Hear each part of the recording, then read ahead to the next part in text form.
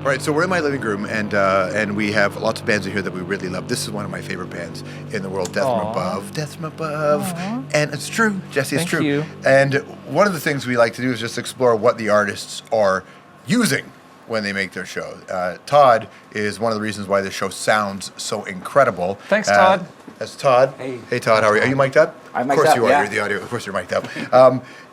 You brought in this bunch of pedals, and it looks complicated, but it's actually not complicated. Walk us through what you're doing here. Okay. This is a tutorial, and I'm going to ask Shall questions. I go down? Can I? You do whatever you like. Yeah. Can I take a knee? You can take a knee. So everything that I ended up using is always post finding a need for it. Like I never buy anything without knowing what I need it to do. Right. So I'm not much of an experimenter, I guess, in that sense. So got this bass, and the output is way too hot. So I had to get something to turn down the volume further because I didn't want to have to be jockeying this knob. So I got an EQ where I pull out all the low end, and most of them, like, sometimes all the way down, like as far off as it can go, and it's still that distorted.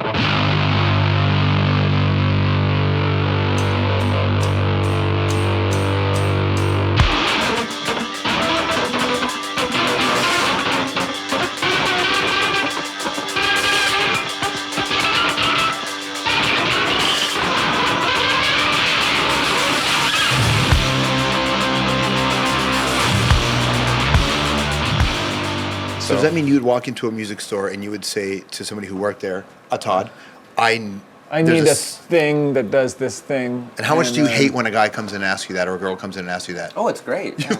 You're just like, all right, here's some things. Here's something that we haven't been able to sell in 40 years. That's right. Take this one. It'll do exactly what you want. I needed a way to get before I pulled out all the low end here, I have this DI so I can send just low end into the house. Oh yeah, so it's just like clean. Yeah, so before going into the amp, yeah. Before we get here, I send the front of house just sub. Sounds nice, and they're happy about it. And then I don't have to send a bunch of sub to the speakers, which I'm going to lose headroom through. Tell everybody what headroom is, Todd. Oh.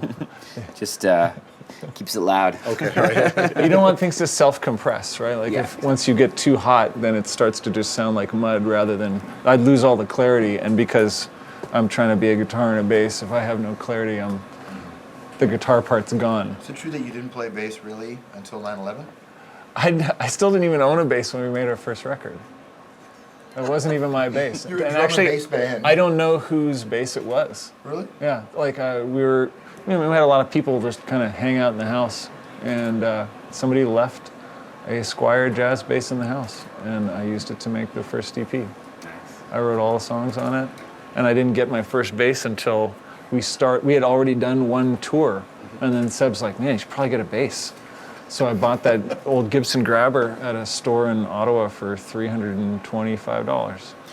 Did September 11th have anything to do with you playing bass? That was what happened was our other band was supposed to go play in Detroit on the 12th, and we didn't want to leave all our gear out in the van, so we would just move the gear from the basement where we practiced up into the living room. And then we actually spent that night of the 10th just doing weird prank call stuff in Toronto and tricking perverts into coming by our house. That's a long story. Maybe we should edit that out. They were very mad. Another time we'll talk They were about very that. mad about it. Anyway, when I woke up on the couch and saw the news, and I'm like, hey, I don't think we're going anywhere. And of course, like saw it the same as everybody else. And then of course we knew we weren't going to go anywhere, and we were freaking out. Like it was sad. It was unbelievably sad. You don't know what to do. And this is what I've been doing when I don't know what to do for as long as I've been alive, as far as I know, just play music. Oh, there's a bass. Oh, I have all the amps in one space against the wall. How would I try plugging them together? Oh, maybe I could use this chorus pedal that I had that I never used, because it's got 2 outs, and I can send it to those 2 amps that I've had for 15 years already or something. Oh, wait, and that's still what I'm using. The top amp I didn't even buy. I traded a crappy drum machine for, and the other one cost $100. And you're still working. Yeah. It's amazing. So that was the day. There you go. Cool. So when you're looking at these pedals, Todd, what questions are in your mind? I guess my main question is, what is the big white one over there doing? Because everything else, I'm like, oh yeah, I know that pedal. But then there's the one that's like, oh, it's like, has no name. It's got like hand-drawn is there like, labeling on is it. there like a mouse in there? They'd probably be really happy if I said what it is, so maybe I should. It's this company called Jext Telez from Detroit, and they make the pedals by hand, and this is it's just called the white pedal, and it is a clone of the entire preamp used in the amps that like the Beatles and the Rolling Stones used to make everything. So it's that whole Vox amp, because it had a solid state, I guess it was a solid state preamp and a tube power amp, and these little amps they were using to record with. Pooch, what is that model amp? It's the Berkeley. So it's in this box. Yeah. And it doesn't take much, but I mean this thing, it does sound exactly like that. It is that preamp cloned in a box. And it's a bunch of weird mid. Is there something in here, if you took one out, you wouldn't have the DFA sound?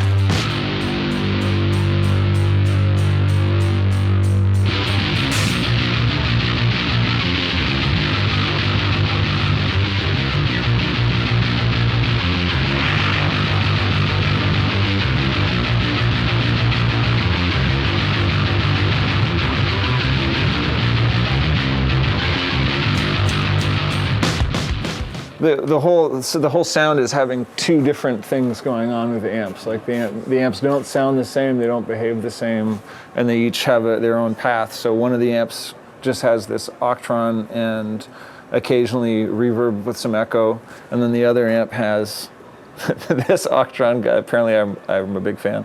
Occasionally this Q zone pedal, and then some things like this stuff is on everything to do with the bass.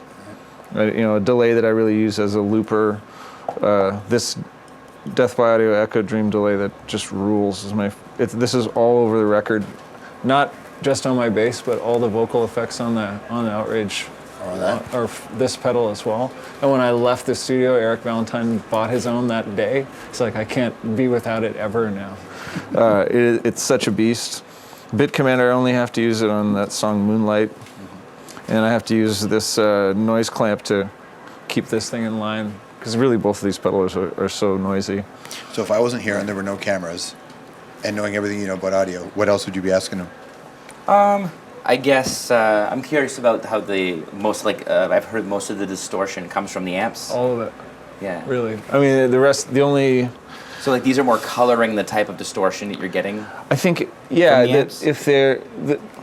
like this EQ curve shaping how the mid hits. Yeah. That's all I'm really doing with this. It's sort of an EQ and a little bit more gain or less gain, letting the amps do it all. Yeah, so like, I think, I was looking earlier, like the distortion is like all the way up on the gain, but then the volume is quite low, right? Yeah, the volume on that one is at 0.2 or so. I would just like it to be at 1 again, but I sound... Front of house Marcus is very we're in a unhappy house, with me. so we have to, Well, we were sound checking at Ottawa Blues Fest, and he comes on my in-ears and says, "Hey, any way you could turn down?" How come? And this is an outside stage. And he's like, "Well, you're reading at 100 dB right now, and the PA's off." It was just my amps. And that was 100, and like the front of house is like 100 yards away, so... Right. I've been trying to turn down to make him happy since we spent so much time together. It's going to be pretty loud in here today, isn't it? Yeah. How do you feel about this? It's good, yeah, it's rock and roll. Nice. All right, let's get ready for the show. Thanks, man. Franco. Magic. Good job, Todd. Thanks. Easy. Easy peasy.